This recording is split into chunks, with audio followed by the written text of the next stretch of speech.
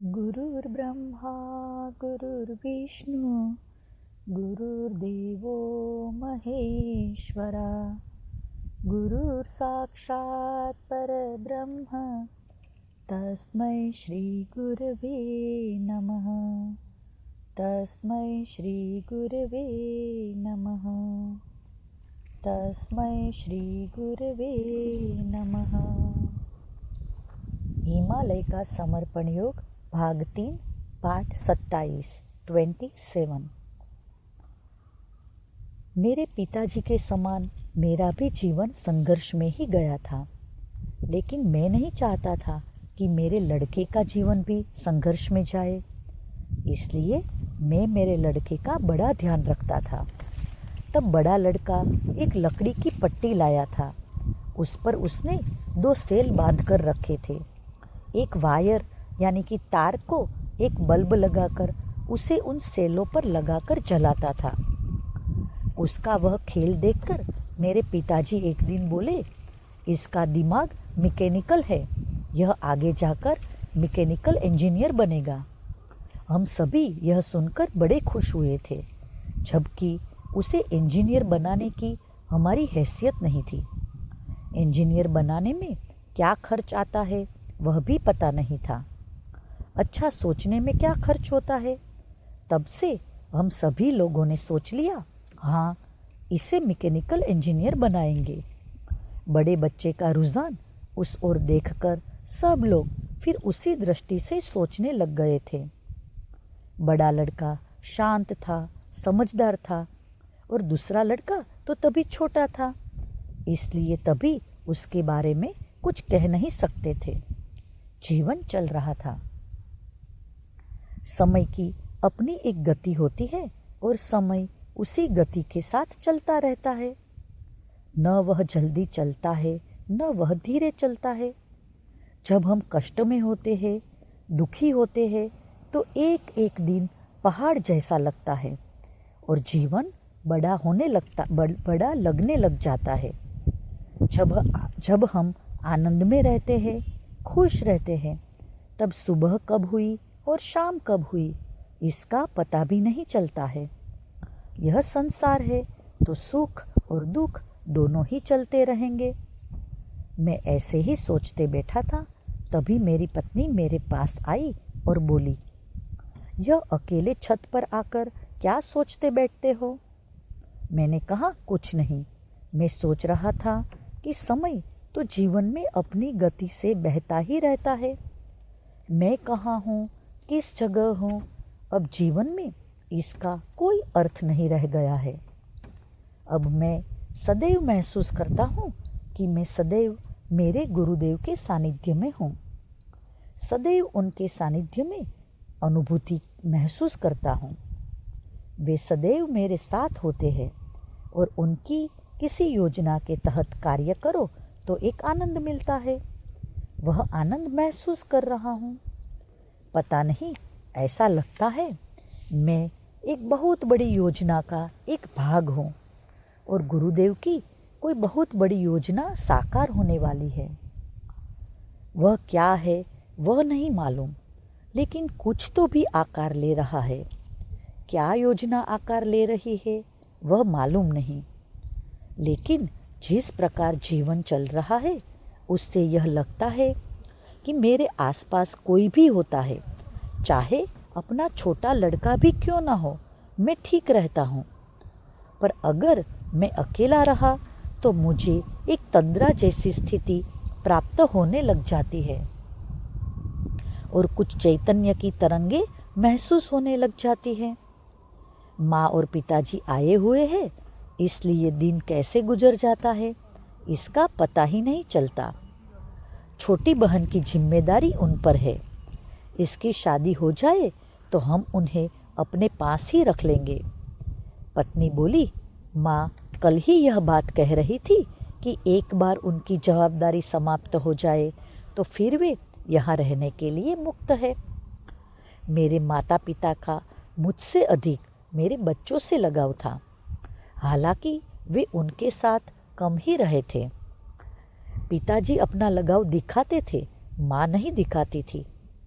माँ सब से ही अलिप्त थी, सबके बीच थी, लेकिन किसी के बीच नहीं थी।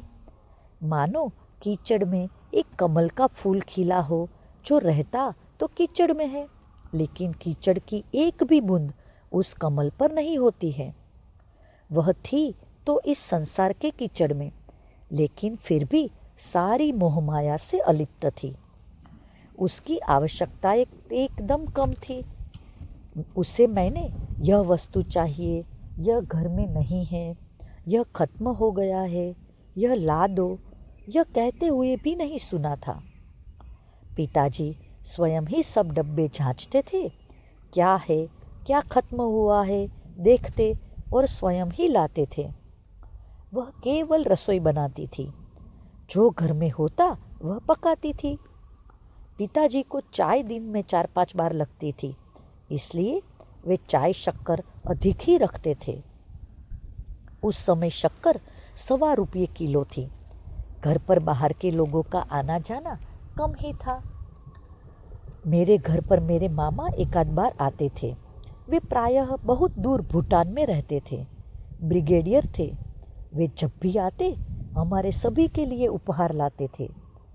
उन्होंने मेरी माँ की नौकरी के लिए कई स्कूलों में प्रयत्न किए थे, लेकिन मेरी माँ के हाथ में नौकरी की रेखा ही नहीं थी। मैं भी 1-2 बार मामा के बंगले में रहने गया था। उनके घर भूटान से लाया हुआ एक कुत्ता था और घर इतना बड़ा था कि गुम ही हो जाता था। मेरी माँ के ममेरे भाई की लड़की आती थी। वह बहुत अमीर थी। वह दीदी बड़े प्रेम से मुझे व मेरी बहन को कई बार उसके बंगले पर लेकर जाती थी। उसका भी बंगला अमीर लोगों की बस्ती में था, लेकिन उसके भी 5 बच्चे थे, इसलिए वहाँ अकेलापन नहीं लगता था। सभी बच्चे बड़े थे। हम दोनों बच्चे उनके घर में छोटे थे। वे भी सदैव नए कपड़े मुझे उपहार में देती थी। हमारे घर पर आने वाले लोग कम ही थे। बाकी मेरे एक मामा नेवी में थे, 2 मामा बैंक में थे। जब मैं मैट्रिक में था तो मेरे मामा ने मुझे आश्वासन दिया था कि तुम मैट्रिक हो जाओ तो बैंक में नौकरी लगा देंगे। उनके आश्वासन से प्रेरित होकर मैंने इंग्लिश विषय लेकर मैट्रिक की थी। जब मैं 10वीं में पूरक परीक्षा में पास हुआ था, तब मेरी नानी ने पड़ोस के एक ज्योतिषी को पत्रिका दिखाई थी कि यह लड़का मैट्रिक होगा या नहीं। तो उस ज्योतिषी ने कहा था यह 23वें साल में एमकॉम होगा। तब सब हंसे थे कि वे पूछ रहे हैं कि मैट्रिक होगा कि नहीं। वह बोला, मैं विपरीत परिस्थिति में यह बता रहा हूँ, इसलिए आप हंस रहे हो, लेकिन जो योग है मैं तो वही बता रहा हूँ।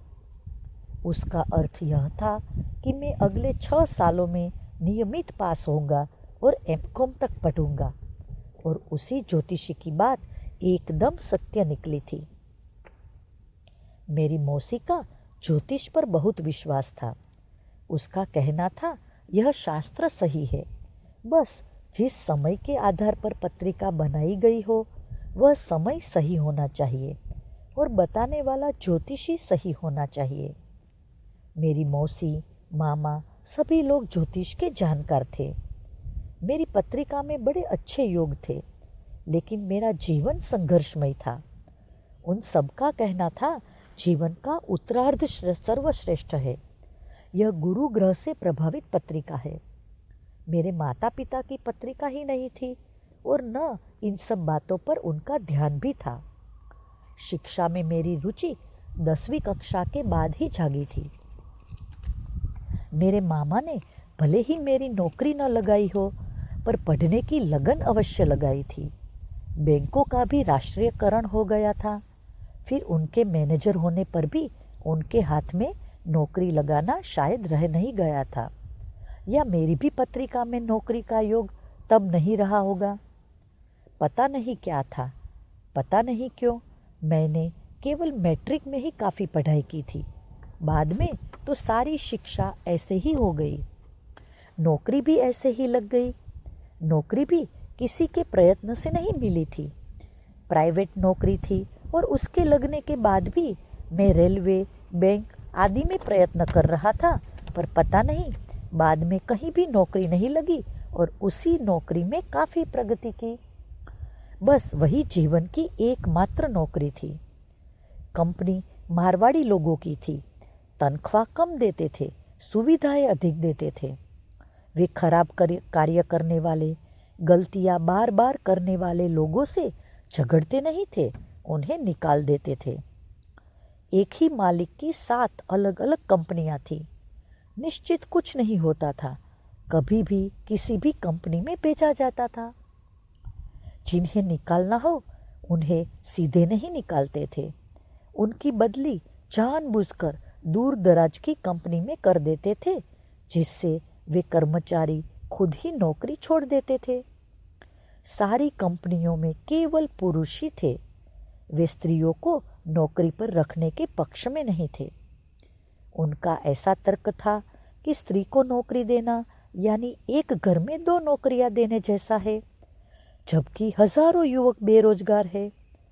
हर साल बोनस मिलता था, मैं कभी भी उसके लिए झगड़ता नहीं था। कई बार आधा साल एक कंपनी में और आधा साल दूसरी कंपनी में काम करने पर बोनस कौन दे, ऐसा प्रश्न उठता था। तब दोनों कंपनियों के मैनेजर मिलकर आधा आधा बोनस देते थे।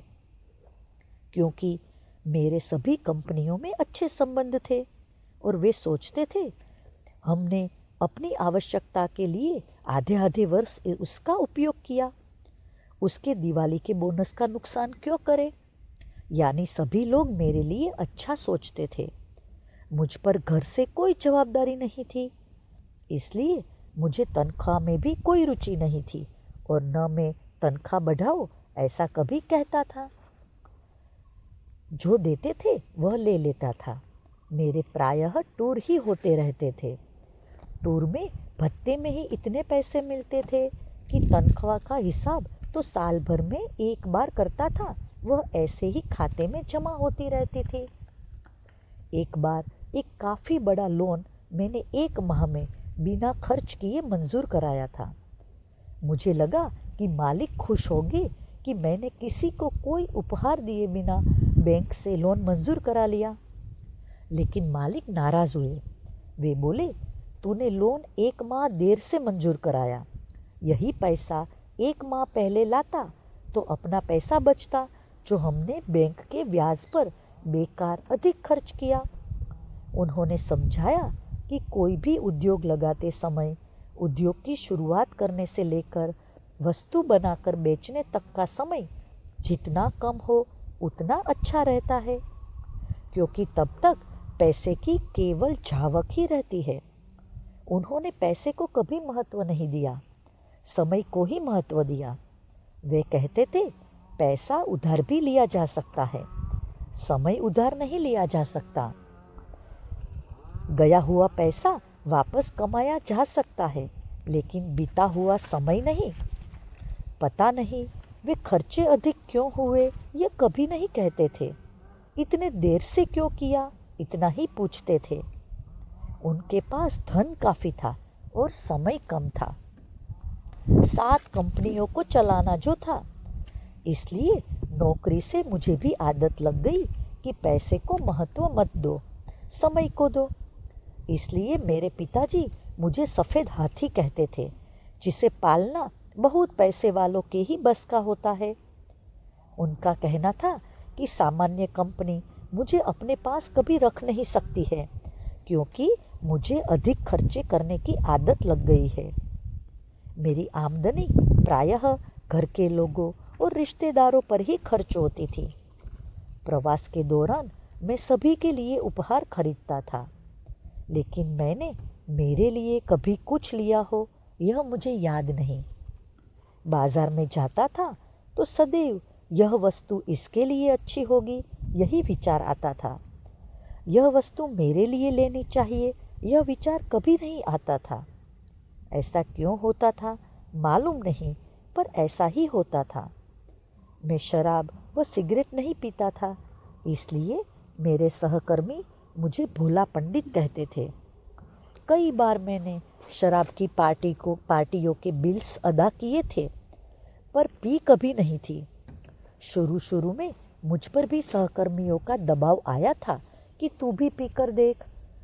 जब काफ़ी बार पीछे लगने पर भी मैंने उनके साथ पीना नहीं सीखा तो फिर उन्होंने मेरा पीछा छोड़ दिया। वे कहते थे, तू मत पी, हमको तो पीने दे। इसमें मेरा कोई एतराज़ नहीं था। कंपनी की ओर से सब बिल्स दिए जाते थे, उसे मंजूरी दे देता था, क्योंकि वह कंपनी के व्यावसायिक संबंधों का एक भाग था। यानी मार्केटिंग मैनेजर की लाइन में भी बिना शराब पिए मार्केटिंग की जा सकती है, यह मैंने अनुभव किया। मैंने मांसाहार करने वालों के साथ, शराब पीने वालों के साथ भी खाना खाया हुआ है, लेकिन मैं अपनी ही थाली की ओर ध्यान देता था, दूसरे की थाली की ओर नहीं। मांसाहार भी उनका भोजन है, अन्न है, इसलिए उसकी बुराई भी मैंने कभी नहीं की, उससे घृणा भी नहीं की और उसको ग्रहण भी नहीं किया। इसके कारण शराब पीने वाले, मांसाहार करने वाले भी मेरे मित्र थे। मेरे संबंध सबसे अच्छे ही थे। मालिक खुद भी शराब पीते थे, लेकिन वे सब लोग मुझे शराब नहीं पीता था इसलिए पोंगा पंडित कहते थे। लेकिन सब मुझसे डरते भी थे, मेरी बहुत इज्जत करते थे।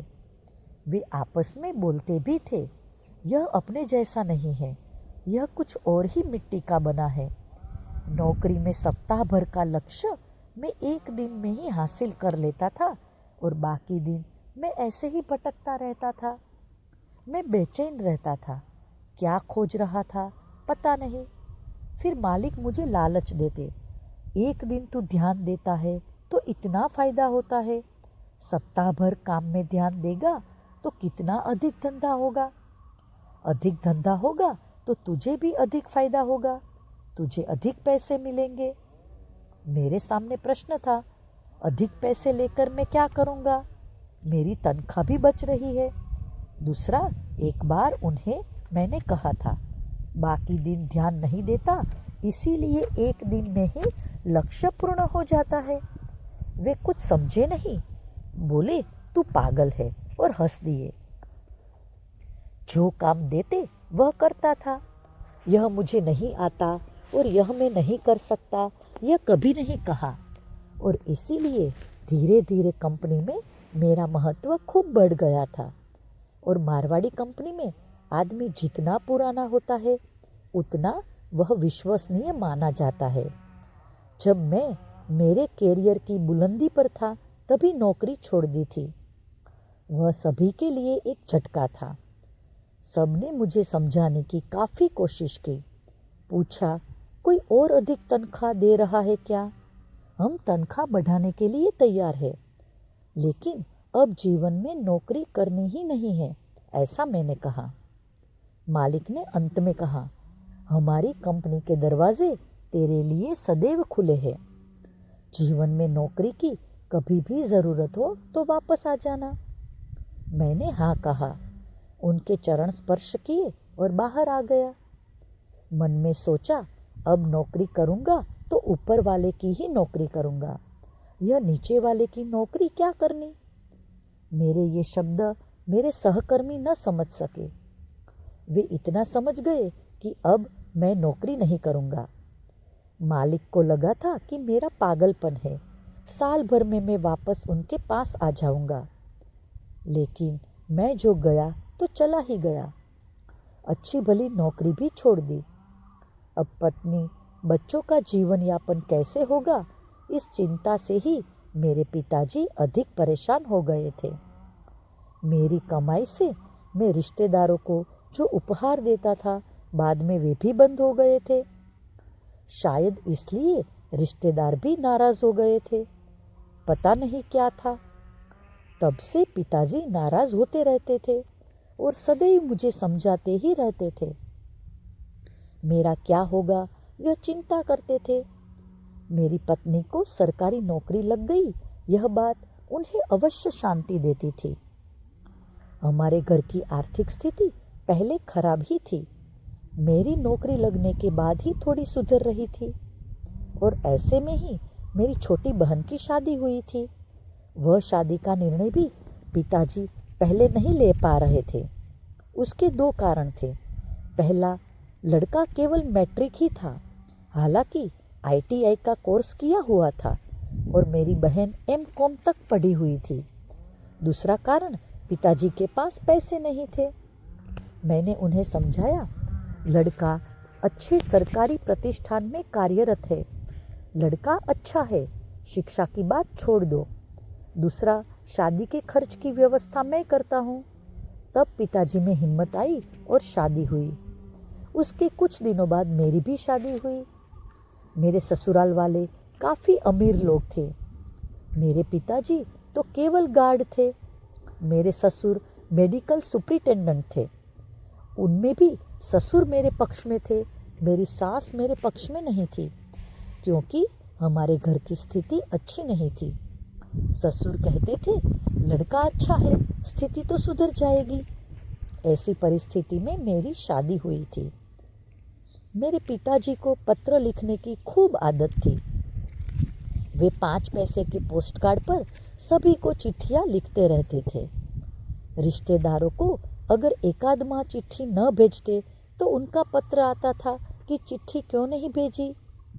उन्होंने सभी रिश्तेदारों से काफ़ी संबंध बनाकर रखे थे। मेरे नौकरी छोड़ने पर फिर वे ही रिश्तेदार मेरा क्या हुआ ऐसा पूछते थे।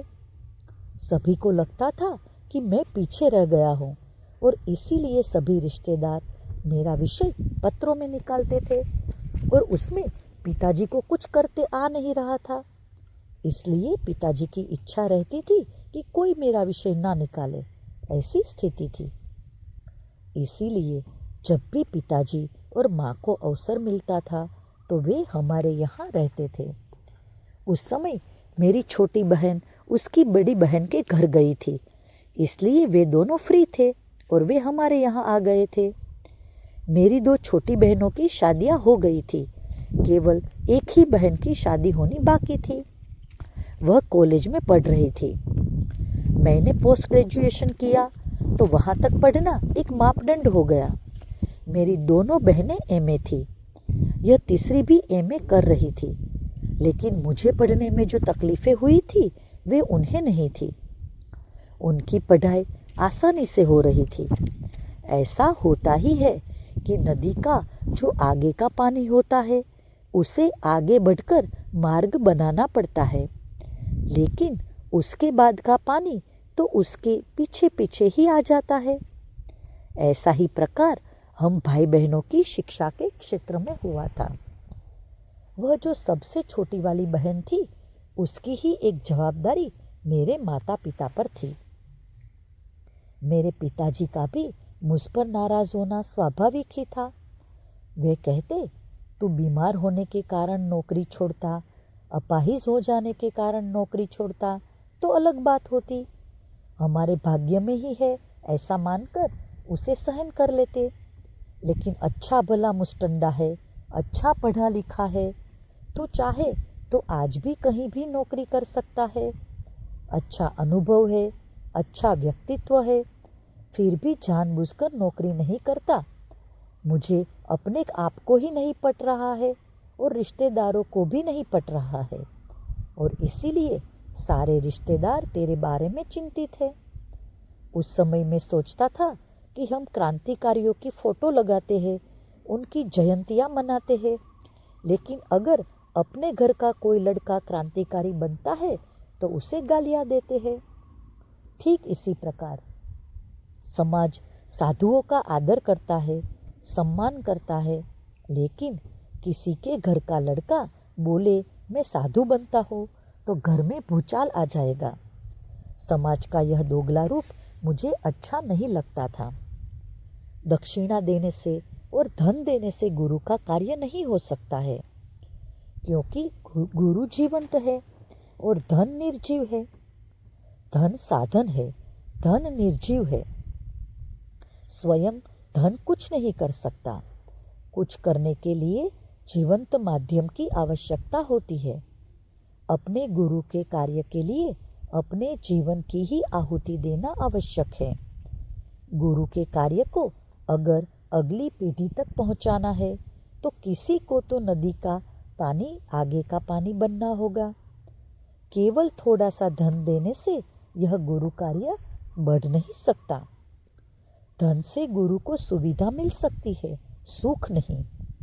गुरु को सुख तो तभी मिलेगा जब उनके कार्य को जीवंत रखा जाए और जीवन भर संजोया जाए। जो ज्ञान गंगा उसने अपने गुरु से प्राप्त की है उसे भविष्य में अगली पीढ़ी तक पहुंचाया जाए। इसके लिए किसी को तो आगे आना ही पड़ेगा। मैं मेरी भूमिका पर निश्चित था। संसार के मोह का त्याग करना आसान न था, लेकिन गुरु कृपा में ही यह संभव हो पाया था।